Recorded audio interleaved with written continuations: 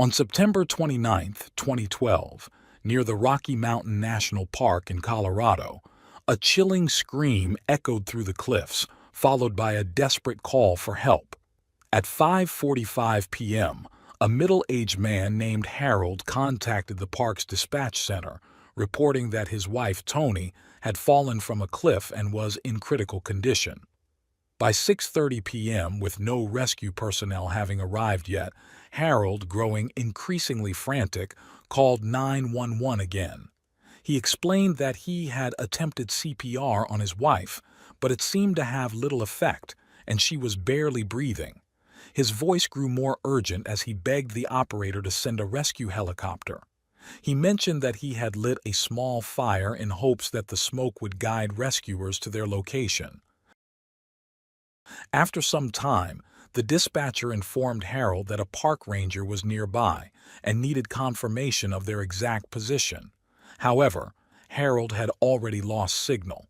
By 7:30 p.m., Harold sent a text message to Toni's brother, stating that he couldn't find her pulse. The Rocky Mountain National Park had fallen into darkness, and the temperature had dropped to 4 degrees Celsius. A park ranger, carrying a backpack full of medical supplies, slowly made his way down the steep slope in the dark, finally reaching Harold after more than half an hour. There, at the base of the cliff, he found Harold performing chest compressions on his wife. The ranger told Harold to stop and began checking Toni's vital signs. By 10 p.m., Toni was declared dead. The tragic incident quickly made headlines in local newspapers. Reports described Toni as coming from a wealthy oil family, a devout Christian, a loving mother, a kind wife, and a skilled ophthalmologist. Like her husband, she had a passion for outdoor sports. But the question lingered: was this truly an accident? From the moment the ranger saw Harold with Toni, something felt off. The couple had seemingly done little to prepare for such a demanding hike. For starters, they had set out in the late afternoon on a round-trip hike through rugged, remote terrain, a challenging route for any hiker. Given that both Harold and Toni were in their 50s, this level of difficulty seemed overly risky. Additionally, the only light source they had was a small keychain flashlight, suggesting they hadn't planned to camp but rather expected to return before sunset, a near impossible task. What puzzled the ranger most was Harold's behavior when he arrived. Harold was frantically performing chest compressions on Toni, claiming he had been trying to resuscitate her for hours. But as a trained first responder, the ranger noticed something odd. Toni still wore lipstick. If Harold had truly been performing mouth-to-mouth resuscitation, her lipstick would have smudged, but it remained perfectly intact, and Harold's face was clean.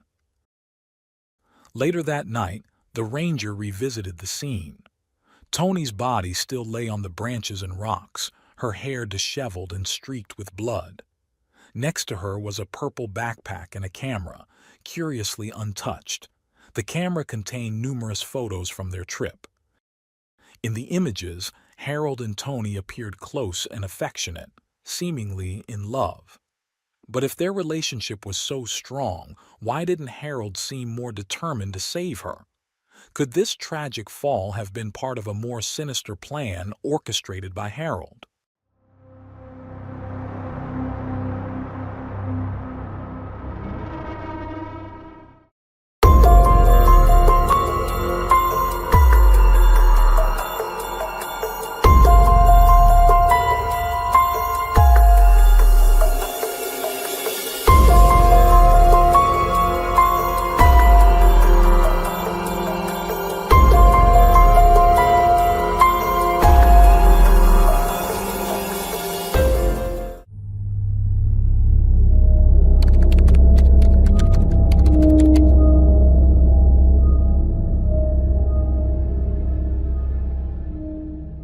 On October 1, 2012, authorities paid a visit to Harold. He detailed the meticulously planned celebration for his 12th wedding anniversary. He explained how he had wanted a peaceful, romantic setting far from the crowds, which led him to take his wife, Toni, on a hike in the park. A few days earlier, Harold had surprised Toni by taking her to a hotel. On the day of the accident, they drove to the trailhead and began their hike at around 1:30 p.m. Originally, they intended to stop at the peak of the trail, but due to the large number of people there, they opted to head in a different direction to find a more intimate spot. By 3:30 p.m., they reached a rocky outcrop on the mountain, where they stopped for lunch, staying for about an hour. They planned to leave by 4:45 p.m. to ensure they would make it back in time for their anniversary dinner later that evening. However, things took an unexpected turn when Toni, using binoculars, spotted a fire lookout tower and a trail leading to it.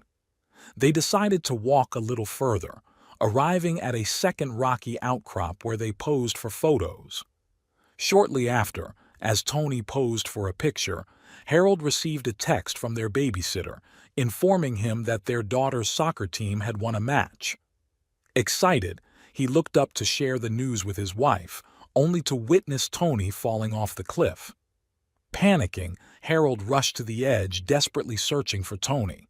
After a harrowing 45 minutes, he found her lying among the rocks. She was unconscious but still alive. Harold dragged her to a flat area and began performing CPR. During this process, Toni's head and shoulders brushed against the rocks, leaving bloodstains. Overcome with fear, Harold called for help. As he recounted the event to investigators, Harold spoke in a calm tone, showing no tears or signs of grief in his eyes. The investigators were stunned, pausing momentarily before asking if Toni had life insurance. Harold nodded, revealing there was a $1.5 million policy that would be placed in a trust fund for their daughter. Curious, the investigators searched Harold's Jeep and found a map in the glove compartment, marking various campgrounds and hiking routes in Rocky Mountain National Park. What caught their attention was a small pink X drawn on the map right at the spot where Toni had fallen. When questioned about it, Harold stumbled over his words, claiming he had no idea why the mark was there before hastily dismissing the investigators. Meanwhile, the coroner performed an autopsy on Toni. The report revealed that she had over a dozen fractures throughout her body, but her sternum was intact. This indirectly suggested that Harold had not performed CPR since chest compressions often fracture the sternum. Additionally, the pathologist noticed that Toni was still wearing her wedding ring, but the diamond, valued at $30,000, was missing. The evidence pointed to Toni either falling or being pushed from the cliff, sustaining multiple injuries that led to her death. While the manner of death remained uncertain, homicide could not be ruled out. So, what truly happened to Toni? What transpired between her and Harold? How could a couple that seemed so loving in the eyes of others end up in such a fatal situation? Toni was a highly intelligent ophthalmologist, successful in her career and financially well off. She had her own ophthalmology clinic but was often overwhelmed with work. Her previous marriage had ended in failure, causing her a great deal of stress. Despite this, she still longed for marriage and, even more so, for a child.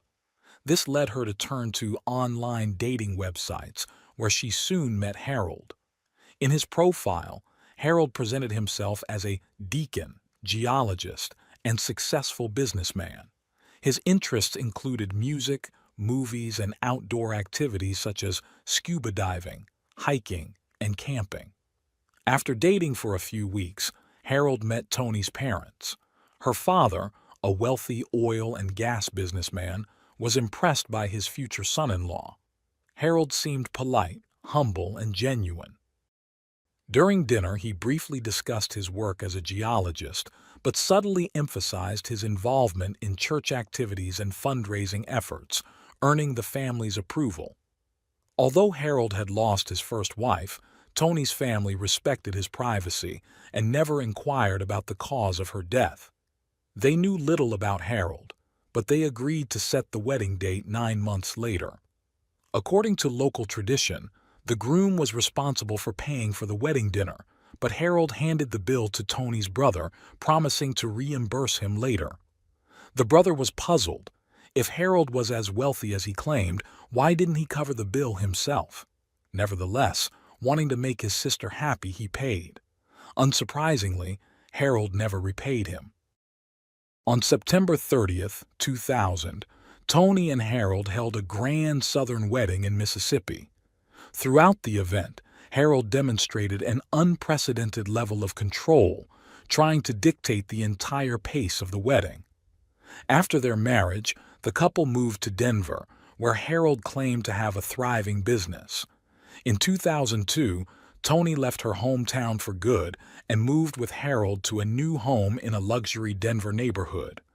3 years later, she gave birth to their daughter, and the family of 3 lived a seemingly simple, happy life, until 2012, when Tony tragically fell from a cliff and died. It was only after her death that Tony's parents realized how little they truly knew about Harold's business. In fact, they had never met any of his colleagues or clients. They vaguely recalled Tony mentioning that she was the family's primary breadwinner, as Harold contributed little financially. At the time, they assumed Harold's business was struggling, and they sent their daughter some checks to help out. But now, looking back, they wondered if Harold was truly the successful businessman he claimed to be. As police investigations revealed, Harold had no work history and had never earned a penny. All his expenses had been covered by the $600,000 settlement he received after his first wife's death. Furthermore, Tony's family reported that Harold had been extremely controlling, deliberately preventing Tony from contacting them. Whenever they called to speak with her, Harold made excuses, claiming Tony was busy, or insisted on putting the phone on speaker while he listened in. Tony occasionally argued with Harold, but he would threaten her, saying, "If you dare complain to your parents, I'll divorce you." Tony, unable to bear the thought of another failed marriage, endured Harold's behavior. Yet, his control over her seemed relentless. It's worth noting that Tony experienced a strange incident just before her fatal fall. On May 28, 2011, while on vacation, Harold suddenly called Tony to step outside the cabin.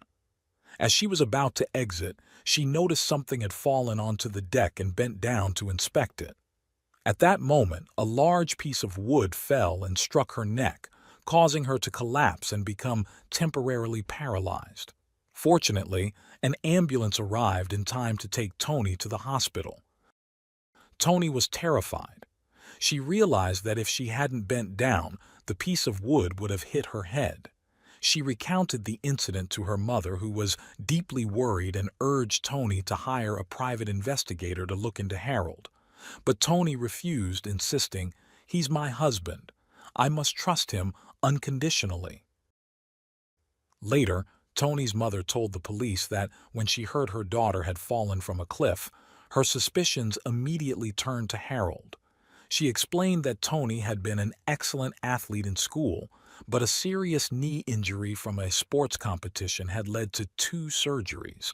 If Harold truly loved Tony, he would have been aware of her physical limitations and taken better care of her. How could he not know that his wife had knee problems and couldn't walk long distances? At Tony's funeral, Harold changed his story, claiming that she had accidentally fallen while taking pictures of wild turkeys. Many observed that he appeared distressed and agitated after the service.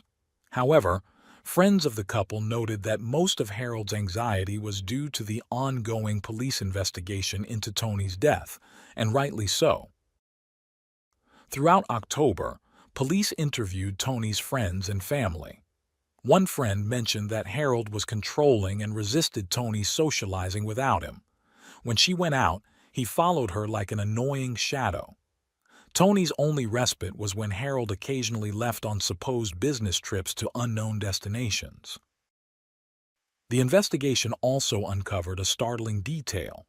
The life insurance policy Harold claimed was worth $1.5 million was actually much higher.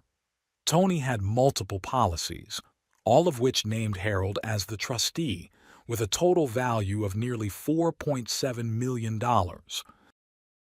But if Harold's motive was money, Tony was far more valuable alive. Her family's oil business was thriving, and her inheritance would be worth much more than a few $1,000,000. One friend recalled that about a year before the incident, during a gathering, Tony seemed exhausted and in low spirits. It was clear her marriage was unhappy. She confided in her friends that Harold was obsessed with controlling the family's finances. Their conversations revolved around money, leaving no room for anything else. Harold meticulously managed all of Tony's accounts, treating her as if she were invisible. His focus was solely on their finances and their daughter. At one point, Tony's father noticed something strange. Tony had some shares in the family business, generating annual dividends of around $24,000. 18 months before the accident, Tony had received $320,000 from a lawsuit related to a travel incident. However, her father discovered that all of that money had ended up in Harold's account. He angrily confronted Tony, asking why she didn't have her own account and why her finances weren't separate from her husband's. After this confrontation, Tony finally opened her own bank account. But Harold's need for control only intensified, pushing Tony to the brink of collapse. The next logical step could have been divorce, but Harold wasn't about to let go of his cash machine that easily. From Harold's perspective, Tony opening a bank account and saving money signaled her growing independence and possibly her intent to leave him. However, if Tony died, Harold would directly gain the $4.7 million from her life insurance policies. In summary, based on the current investigation results, it seems highly probable that Tony was murdered. And even worse, before Tony, Harold had another wife who had tragically died in a car accident. But did his first wife really die by accident? Let's rewind to the night of May 6, 1995, at 10:25 p.m. A passerby spotted a Jeep parked at an intersection on Highway 67 with a man crouching beside it, attempting to resuscitate a woman lying on the ground. That man was Harold. The woman on the ground was his first wife, Lynn. At Harold's request, the passerby called emergency services.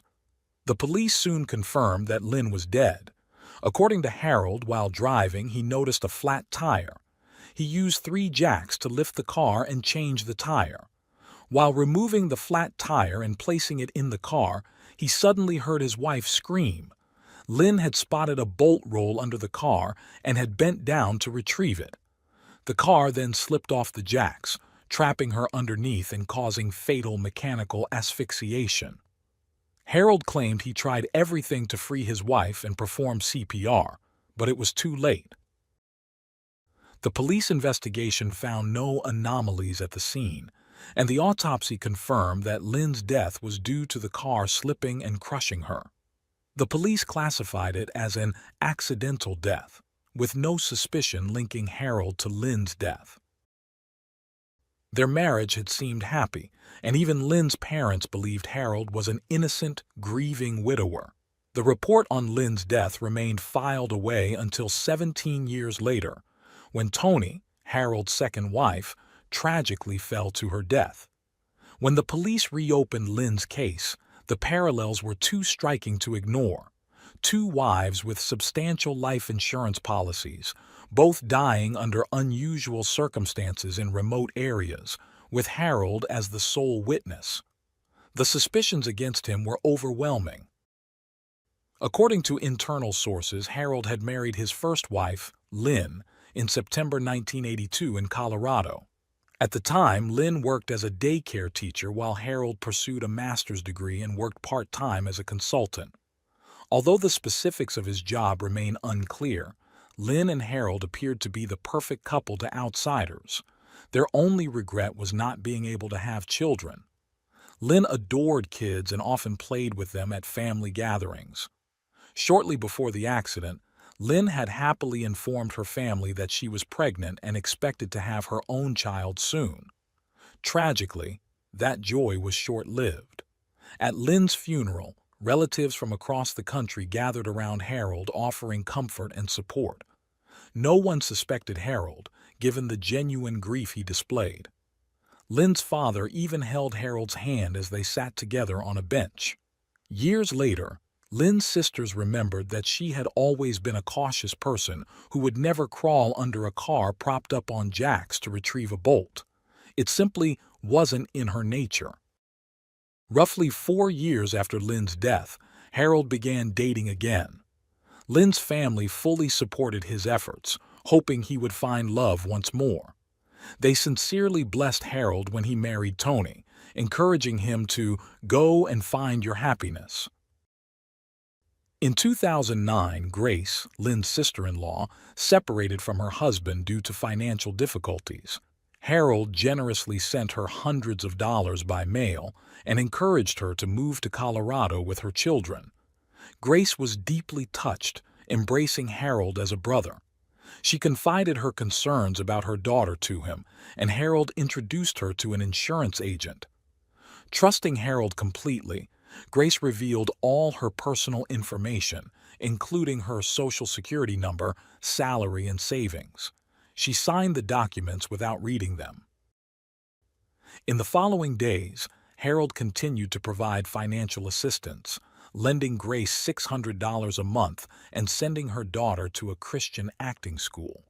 Though grateful, Grace began to feel uncomfortable when Harold sarcastically called her ungrateful if she refused his requests or suggestions. He attempted to control her life, but Grace soon found a job and canceled the policies she had signed. One day, 2 police officers knocked on her door to inform her that her policies had never been canceled. Harold had forged her signature and continued paying the premiums. Most shockingly, the $400,000 policy wasn't meant for Grace's children. It was intended for Harold. Horrified, Grace realized that Harold's continued invitations for her to stay close may have been part of a sinister plan with her as his next target. In 2013, police located a new witness in the car accident case. The witness had a remarkable memory and told police he clearly recalled Harold stating after the incident that he didn't know how to change a tire, which contradicted his previous statements to authorities. Investigators reenacted the scene where Lynn was crushed by the car. They realized that the bolt Lynn had allegedly been trying to retrieve was misshapen and couldn't have rolled far under the Jeep. In other words, someone must have deliberately thrown the bolt underneath. Additionally, when the police used a similar jack to lift the Jeep and tried throwing various tires into the back seat to see if the vehicle would fall off the jack, it didn't budge. The only way the Jeep could have fallen was if someone had approached the passenger side and pushed it hard. Coincidentally, photos from the scene showed a distinct footprint on the passenger side. At the same time, police confirmed that Harold had no verifiable income and had been living off the settlement from his first wife's death. Every claim about his business ventures and fundraising activities was a lie. Investigators also tracked Harold's phone and discovered that, in the summer and fall before Toni's fall, Harold had visited Rocky Mountain National Park 9 times, likely scouting for a location to murder Toni. On November 6, 2014, as usual, Harold dropped his daughter off at school before driving home. As the investigation deepened, Harold sensed the growing crisis. He constantly monitored his daughter, attempting to erase any memories she had of her mother. He trained her to be overly dependent on him, treating her as his possession and strictly controlling her interactions with the outside world. Naively, he believed this would gradually clear her mind of suspicion. But on the morning of October 6, 2014, when Harold returned from school drop-off, police arrested him. He was subsequently charged with first-degree murder in Tony's death. Harold refused to plead guilty. On November 12, 2014, Harold appeared in court, pleading not guilty. Meanwhile, police compiled their findings into an 11-page report detailing the flaws in the original investigation into Lynn's death. They pointed out that Harold had never been formally questioned with a recorded interview, and there had been no confrontation over the clear footprints on the car or the witness testimony. The report also noted that Lynn's autopsy didn't specify the car's direction or mention whether the tire had actually blown, as Harold claimed. Furthermore, investigators never thoroughly inspected Harold's car tires. Police questioned why, if Lynn had been under the car retrieving a bolt, her hands weren't dirty in the scene photos, nor was there any car grease on her body. Likewise, Harold's hands, despite having supposedly changed the tire, were spotless. What had really happened that day? Following this report, Lynn's death was reclassified from accidental to undetermined. Her family made their first public statement, urging authorities to carry out a thorough investigation into her death. On January 29, 2015, authorities announced a new round of investigations into Lynn's death. However, given the case's age, finding enough evidence to prosecute Harold remained a daunting task. On May 11, 2015, 20 years after Lynn's death was ruled accidental, a hearing was held. The prosecution presented the life insurance policies of Grace, the incident with the falling beam, the cliff fall, and the gaps in the original investigation to demonstrate Harold's involvement in Lynn's death. However, the defense argued that there were no signs of a struggle at the scene and that emergency services had never considered her injuries to be the result of deliberate action. Moreover, her insurance policies were confirmed by her own signatures, and there was no evidence Harold had tampered with them. A few days later, the first review of Lynn's death concluded, with some evidence lost forever in faulty memories. Police slowly realized that seeking justice for Lynn wouldn't be easy. On September 2, 2015, Harold's trial for Tony's murder officially began. There was little suspense as police presented photos from the crime scene and Tony's body. They recounted Harold's lies about his work and other matters, including his claim to have tried to save his wife, even though the evidence showed her lipstick remained perfectly intact. The prosecution highlighted that Harold had provided multiple versions of how Tony fell from the cliff, sometimes saying he was standing behind her, other times claiming he was fiddling with a camera or phone. However, the evidence proved these stories false. The camera was nearly untouched, and Harold had intentionally shown photos to paint a picture of a loving relationship with Tony. Additionally, at the time of Tony's fall, Harold couldn't have seen the babysitter's text about their daughter's soccer win, as the message arrived at 5:54 p.m. Yet, just 1 minute later, Harold was beside Tony's body, making an emergency call. Police reminded the jury that Harold hadn't immediately called authorities from the top of the cliff. Instead, after witnessing Tony's fall, he had calmly gathered his belongings, descended slowly, and only after moving Tony's body from the pile of rocks did he casually make the call. When police instructed Harold to perform CPR, Tony had likely been dead for over an hour. Photos of the scene revealed bloodstains on the rocks, indicating severe head trauma from the fall, as Harold had dragged Tony by her legs, causing her head to slam against the rocks. Additionally, during his call to police, Harold mentioned that Tony might have a concussion, showing more concern for when he could be rescued than for his wife's health. Harold invented numerous stories about Tony's death without displaying any remorse, as he had been planning her murder for some time. Immediately after the funeral, Harold swiftly took possession of Tony's phone, wiped her computer, and filed insurance claims. His cold-blooded nature and greed were eerily similar to what had happened with his first wife, Lynn, especially the conspicuous markings on the cliff map, which proved the murder was premeditated.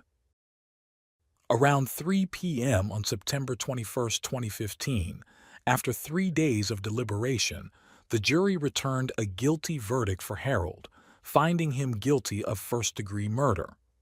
On December 8, 2015, Harold was sentenced to life in prison without the possibility of parole.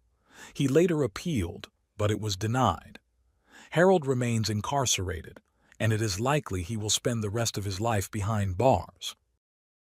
It's important to note that, over the years, authorities have continued to seek evidence to prosecute Harold for Lynn's murder, though the lack of evidence has made this difficult. In memory of Tony, her parents established a donation fund at the University of Mississippi Medical Center to train future generations of ophthalmologists. Tony and Harold's only daughter was entrusted to Tony's family for her upbringing. She increasingly resembles her mother and has expressed interest in pursuing a career in medicine, perhaps following in Tony's footsteps to become a healthcare hero.